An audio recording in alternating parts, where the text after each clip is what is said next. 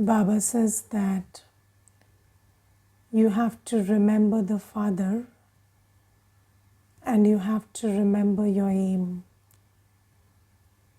And what is my aim?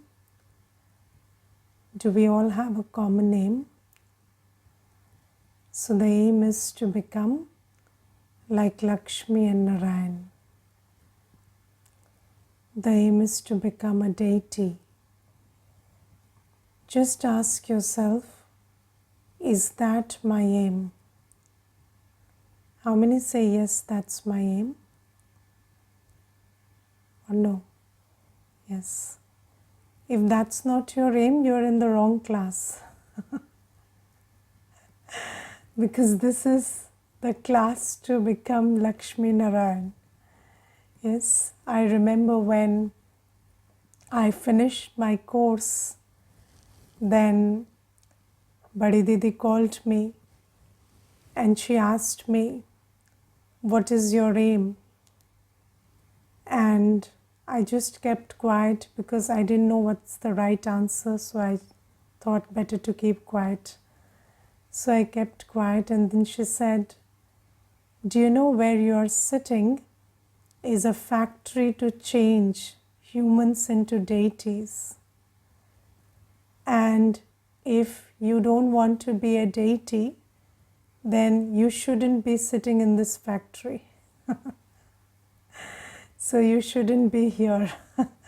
So then I said, no, I want to be a deity. So you also have to be very sure about your aim, because Baba has come from Param Dham. Why? To change us from humans to deities. And Baba says, you have to remember me and you have to remember your aim.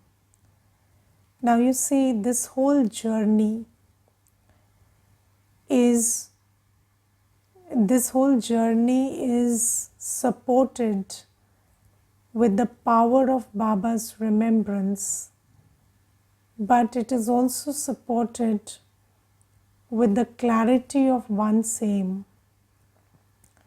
Because you see, as is your aim, so are the choices you make.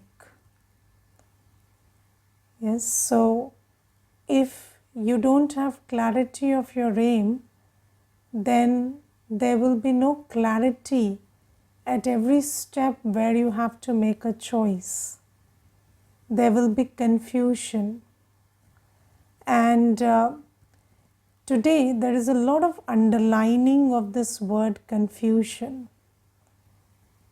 And you see that, I think, we know the vices, and we know that the vices are a problem. But I think, when just like vices are a big problem, similarly, even confusion is a very big problem. Because if there is confusion, then sometimes even if you're not vicious, you're just confused, and that's not a productive life. And you see, we have lived 2500 years in Ravan Rajya. And in Ravan Rajya there is a lot of confusion, because morality makes you very confused. And we have come to that place where people say we don't really know what's the right thing to do or what's not the right thing to do. Because there is so much confusion about what should be done, what shouldn't be done. Because when we live in the age of morality, and morality and spirituality are vastly different with some points of intersection. So there are some things very few things which are common to morality and spirituality, but mostly they are very different. But we, in the absence of spiritual knowledge, we take recourse to morality, and bhakti gives us this code of morality. Now, where there is morality, there is a lot of confusion. Now, let me explain it through some examples. So, for example, you say a teacher should treat his student with love. Yes, but if the student comes late to class, then the teacher shouldn't treat the student with love. Yes, that's morality. If the student is disobedient, then the teacher shouldn't treat the student with love. And they should actually, show the stick to them or beat them up, and that's how you will make it right. Now you see, whether somebody is disobedient or not is also quite subjective, if you ask me. Because you see, if you understand that, I'll give you an example from the early days of the yajna. Now you see, there was this one little kanya, and she was living in Baba's house, and that kanya, she used to wear everybody's dresses, One day she would take one person's dress, another day another person's dress, and then the other girls who were there, the other kanyas, they complained to Baba that this kanya steals. Okay, now when Baba called that kanya, and or I think Mama called her. So Mama called that kanya, and Mama asked, with this dress that you're wearing is very pretty, is it yours? So she said no.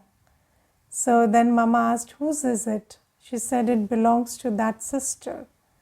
So then Mama said, then why did you wear it? So she said, I liked it. So then Mama said, okay, so did you ask her before you wore it? So she said no. So then Mama said that, okay, so next time you ask, if you need something from someone, you ask. So she said, okay. So she doesn't have an idea about what stealing is. So she's not stealing, she's just, taking something she likes. But somebody else is saying that that is stealing. So you see that when you see something, it's not just what's happening, it's also your filter that you're using to see what's happening. And most of the time, there is equal fault in your glass and the event. So they are doing something, but also your perception towards it matters. And then when you are a moral person, then you think that you are allowed to be angry, you are allowed to be disrespectful, you are allowed to abuse, you are allowed to defame when this happens. And then, in morality, there is also a difference between which vices are allowed to you at what age. And, when you are little, then lust is a vice. But then when you grow up, then lust is not a vice. Or when you are a child, then anger is a vice. But when you are a parent, anger is not a vice. And when you steal tiffin box or lunch from somebody, that's stealing. But when you steal from the company's account, that's not stealing. So you see, these things are very subjective, and they vary from age to age, and They will tell you that at this age this is wrong, but at some other age that is right. And then it also varies from class to class. So for some person who belongs to, for a person who is an employee, there are different codes of morality, but for a boss, the morality is different. And then if you, according to caste also in India, morality varies. So morality is very confusing. And when Baba comes, Baba lifts us from morality and puts us into spirituality. And what is spirituality? One code for all. And what is that code? You are a pure, peaceful, loveful, blissful, powerful soul. So everyone is that. And then lust, anger, ego, attachment, greed, fear, laziness, jealousy, these are vices. And whoever you are, wherever you are, what you do, whether you are married, unmarried, little, big, doesn't matter, they are vices. So if lying is a vice, it is a vice for everybody. If cheating and stealing is a vice, then it's a vice for everybody. If lust is a vice, it's a vice for everybody. It doesn't matter whether you are married. So, in the world of morality, they say, so lust is a sin if you're unmarried, but if you're married, then not being lustful is a sin. So you have to, it's like your moral duty there. So something that was a sin some days back has become your moral duty now. And there was this one girl, and she had come, and it's a very funny thing. She told me that when I was going to school and college, then my mother every day, she used to ask me, you don't have a boyfriend, right? If you have a boyfriend, I'll kill you, I'll throw you out of the house. And now I'm 26 and she wants me to get married. So she's telling me, why didn't you make a boyfriend in college? So we could get you off married very easily. Now it's very difficult to search for grooms. So she said, suddenly, all that I was stopped to do all these years, now she's telling me, go and find someone in your office. But I don't have that personality anymore. I don't talk to people nicely. I'm very rude because that's how I was trained to be. So you see, this is the problem with morality. It confuses you a lot. But Baba says morality and spirituality are different. And Baba says it's one code for all. Lust, anger, ego, attachment, greed are vices, so they are vices. And then Baba is today talking about not speaking in a manner in which you defame somebody or in which you hurt somebody or cause somebody sorrow. Yes, so Baba says that is a sin. You never do that. Your words should be like jewels. They shouldn't be like stones. And Baba says, doesn't matter who you are, where you are, you don't have to take the law in your hands. Even if somebody is doing something wrong, you don't have to take the law in your hand and defame that person and say that, it was necessary, or hurt somebody, abuse somebody. That's not what you are allowed to do. And you see, in morality, we have this thing called righteous anger. And people say that, when you don't do something wrong and I get angry at you, that's wrong. But when you do something wrong and I am angry at you and I abuse you and I use hurtful words, then that's right. But Baba says that's not so. There is nothing like righteous anger. And nobody gives you the right to be angry in whatever situation. So Baba says your words shouldn't be hurtful, you shouldn't give sorrow. And you see that if somebody is making a mistake, just correct them. Don't do this, do this. Yes, talk to them, ask them to mend their ways. But using wrong words, using wrong language, hurting somebody, trying to, and if you really look inside at that moment, it's not about the mistake they made. It's not about correcting them. It's just about how you felt when they did it. And whatever you are doing is a response to your own anger. When you are hurting somebody, giving somebody sorrow, then that's not because of what they did or because of the mistake that happened or the loss that happened, but it's because of how you felt when that happened.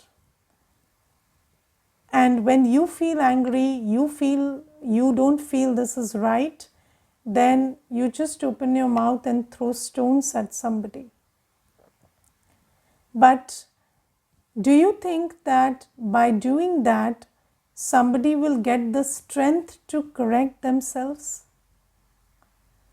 Because you see, mistakes are made because we are weak.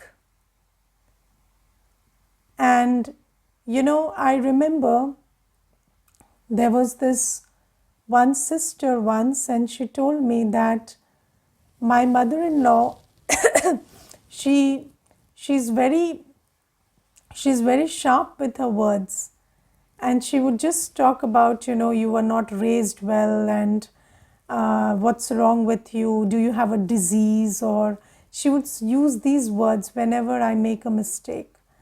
So she said, when she's around, I make 10 times more mistakes because I get so worked up, because I feel very anxious when she's around. So I make 10 times the mistakes, and then she abuses me 10 times. And this cycle is going on. And now I have started getting anxiety when I think of her. And just think about, how counterproductive is your action. If you are trying to give sorrow, see, correcting somebody is something else. Just correct somebody. How many words does it need to correct somebody? Somebody did something, you say, don't do this, do this. Just that much is needed. But whatever else you do is giving sorrow, giving hurt. And there is absolutely no need to do that. And if that person needs correction 50 times a day, then by shouting at them, they will not need it 25 times, they will need it 100 times. So if a person, even if you think somebody is incorrigible, they don't correct themselves, okay, that may be true, but then your shouting is not helping. So because every soul is different, so maybe your karmic account is with somebody who is not able to correct or not able to figure out their mistake, or they are very slow in correcting themselves. All that could be true, but your being sorrowful and hurtful is not helping. So this is why Baba says that don't give sorrow, don't give hurt. And then Baba says, don't defame anybody. Don't talk ill about anybody to anybody else. And if you ask me, talking ill about somebody has two reasons: anger and jealousy. Sometimes, people are angry and they talk ill about somebody, but mostly when you are jealous of somebody, you talk ill about them. When you are angry, you shout at them. When you are jealous, you talk ill about them to others because you want to spoil their reputation. And there's a very simple method to boost your ego. put somebody down, you are automatically up. It doesn't cost you anything. You don't have to work on yourself or do anything. Just talk ill about somebody for 10 minutes and feel better about yourself. That, I'm very good and they are bad. And, when we were little, we had this exercise that somebody would draw a line on a paper and then say, make it smaller without using an eraser. And then the answer is you draw a bigger line in front of it. So it becomes comparatively small. So we are doing that all day. By making somebody smaller, you become bigger. So talking about this feeds your ego, and this stems from jealousy. And Baba says nobody is allowed to defame anybody. Even if somebody is making a mistake, report it to Baba. Tell Baba that, this person is doing this, or correct them with love, but you don't have to talk ill about the second person to the third person. And Baba says those who do this, they can never have yoga with me. Because when you are talking ill about Baba's child, then you cannot have yoga with Baba. And Baba tells us that, sometimes you think that you will create an atmosphere where, everybody will start loathing that person, and that will make them see their mistake. This is kind of a, you try to do this because you think this will work, but it never works. I'll give you a very simple example that happens in every household. When children are growing up and, they start doing something which the parents don't approve of, maybe smoking or anything, then what the parents start doing is they start calling up their friends' parents, and they start saying, my son is in bad company these days, and is he there, is he doing this, is he doing that? And then all the parents start ganging up against their own children, and then they start talking about, discussing the faults of their own children. And then what happens is, there comes a time when the child has no trust on the parent. And this is a very common phenomena with parents and children. And it would look very weird, it sounds very weird that parents defame their own children, but they do. They talk ill about their own children with other parents, with other children, and then that also becomes an issue of trust later. And Baba says that you must never defame anybody. Never talk ill about or discuss the weakness of one person before others, because you are going to gain nothing from it. And then, when you do that, then that relationship is forever broken. I'll tell you one thing, if somebody has defamed you, then you can never have a good relationship with that person ever again. Can you? They've done the worst. Why would you have a relationship with them after that? So, people are most concerned about reputation. And if somebody has sabotaged that reputation, then would they ever listen to them again? Never. Because the biggest fear is now gone.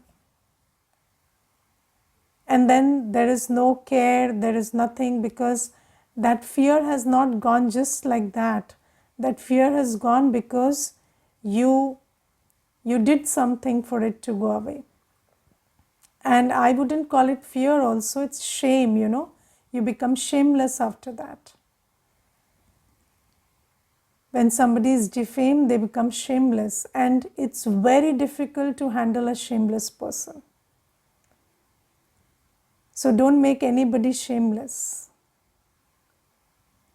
So Baba says, don't defame anybody, don't speak hurtful and sorrowful words to anybody.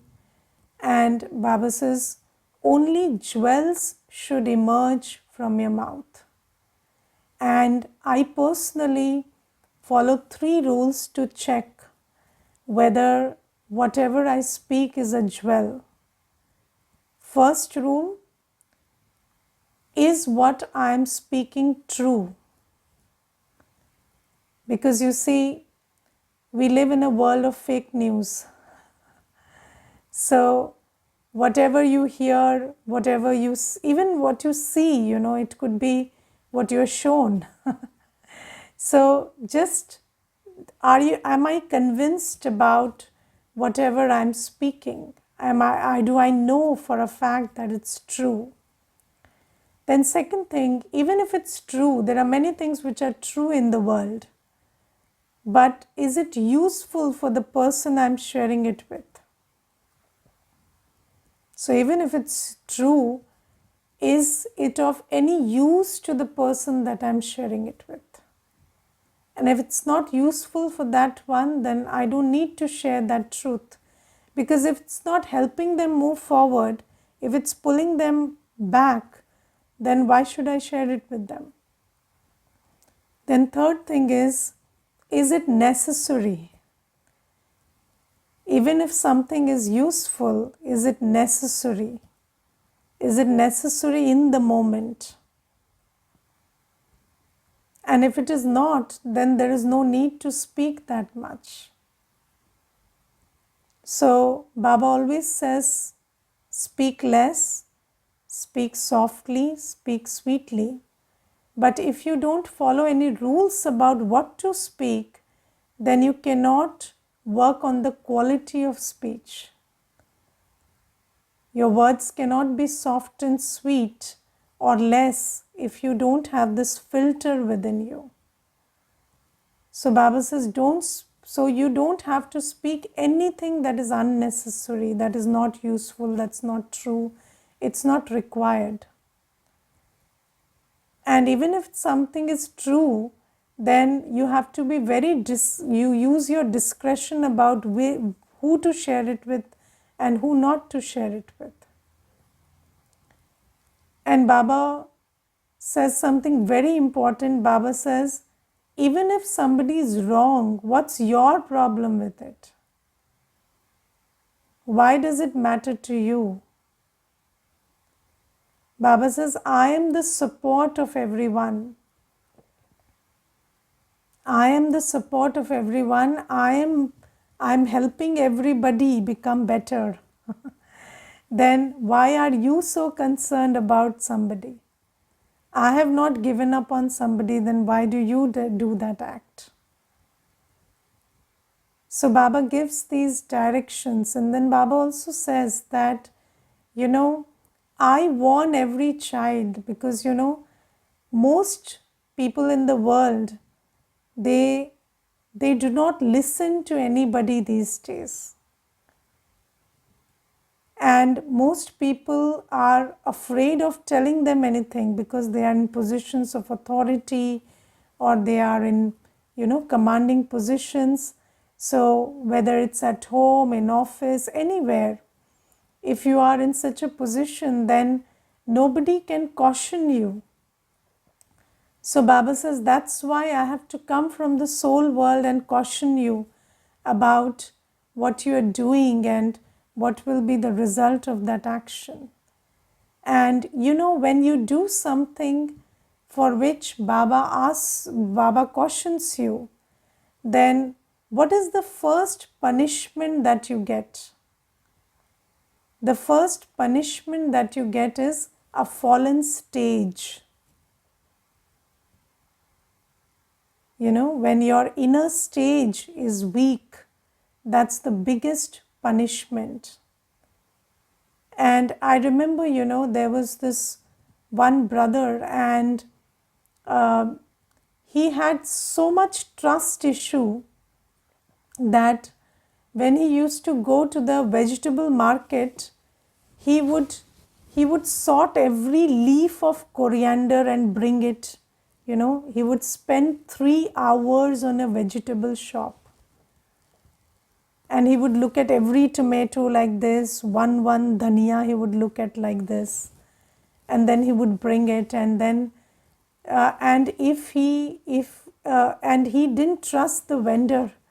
And one day, the vendor said, you spend 3 hours every day here and you could do something productive at that time. And then he said, but you will sell me rotten vegetables. So the vendor said, I will not do that because I know you will come to return it. So have some trust in me and just don't waste 3 hours here. But just think about how much of trouble that person is taking. Why? Because they have created this sanskar of mistrust.